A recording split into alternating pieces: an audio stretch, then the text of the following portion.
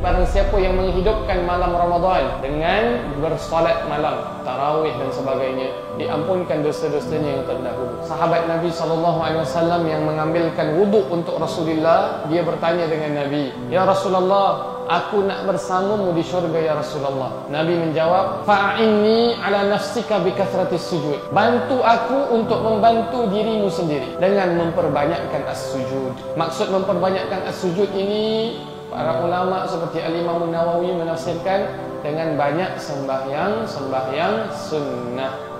Maka ini menjadi satu semangat motivasi kita dengan banyaknya sembahyang sunat ini, bukan hanya sebagai penghapus dosa di malam Ramadan, tapi moga-moga menjadi penyebab kebersamaan kita bersama baginda Rasulullah sallallahu alaihi wasallam. Bila kita menyebutkan tentang bertarawih, sembahyang sunat dalam bulan Ramadan ini, menghidupkan malam Ramadan, jangan pula kita menjadi orang yang rapatkan saf, kita menjadi orang yang tarawih, sembahyang sunat ini tak tinggal, tapi sembahyang ini tak memberi kesan dalam kehidupan kita di luar. Kita banyak sujud, banyak berharap pada Allah Subhanahu Wa Taala, seharusnya kita lebih ada terkesan dengan perasaan berharap, dengan lebih sensitif lah, ada sensitivity yang tinggi. Kita tak naklah parking kita letak sembarangan. Biarlah kita jalan jauh sikit, parking jauh tuan-tuan kan, asalkan tidak mengganggu ketenteraman, tidak mengganggu orang ingin pergi bertugas dan sebagainya. Biarlah slipper kita atur dengan cantik supaya tidak mengganggu orang berjalan ataupun menghalang daripada perjalanan orang. Ini dia orang-orang yang sujud pada Allah Subhanahu Wa Taala. Ini resmi mereka. Mereka sangat prihatin hubungannya dengan Allah dan hubungannya sesama manusia. Kalau kita merupakan orang yang biasa menderma pada hari Jumaat, pada hari-hari biasa, ketahui kana Nabi ajwadun nas. Nabi ini adalah orang yang pemurah apabila masuk dalam bulan Ramadan. Karih al-mursalah, seperti angin yang meniup lalu.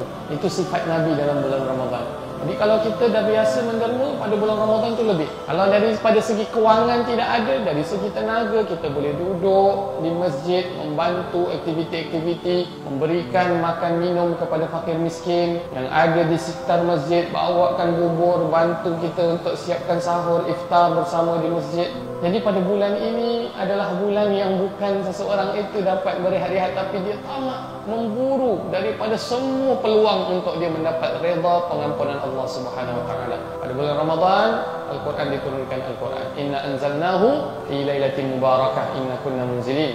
Dalam ayat yang lain, inna anzalnahu fi lailatul qadar. Maka sangat-sangat sesuai tuan-tuan untuk kita bukan hanya menghargai tetapi memartabatkan Al-Quran dengan sekurang-kurangnya bacaan, memahami, mengamalkan, menjunjung dan sebagainya. Kata baginda Nabi SAW, "Majtama'a qaumun fi baitin min buyutillah." Tidak berhimpun sekelompok manusia di rumah Allah, yatluna al-Quran wa yatadarasuna, membaca Al-Quran dan bertadarus. Maksudnya satu baca, satu dengar, satu baca, itu tadarus, tadarasa.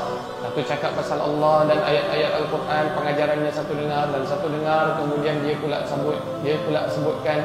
Dan yang penting juga, orang yang bertadarus ini akan disebut nama mereka di sisi Allah Subhanahu Wa Taala.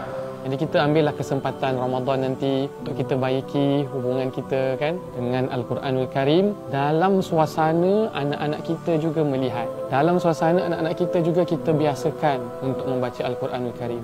Bayangkan tuan-tuan, anak-anak yang menjadi ahli Al-Quran itu menjadi penyebab kepada ibu bapanya mendapatkan mahkota di syurga Allah nanti. Allah akan angkat darjat ibu bapa bila mana anak-anaknya menjadi ahli Al-Quran. Jadi kita sebagai ibu bapa, itu yang kita dambakan untuk anak-anak kita menjadi ahli Al-Quranul Karim. Namun kalau kita dalam posisi sebagai seorang anak untuk terus berbakti kepada ibu bapa, kita menjadi ahli Al-Quran dalam kehidupan ini. Anak-anak yang sukar membaca Al-Quran, dari sebutannya, daripada makhrajnya, itu pun mempunyai ganjaran yang banyak. Nabi SAW bersabda dalam mafhumnya, siapa yang membaca Al-Quran dan dia tersekat-sekat dalam cuba nak menyebut perkataan-perkataan, maka baginya dua pahala.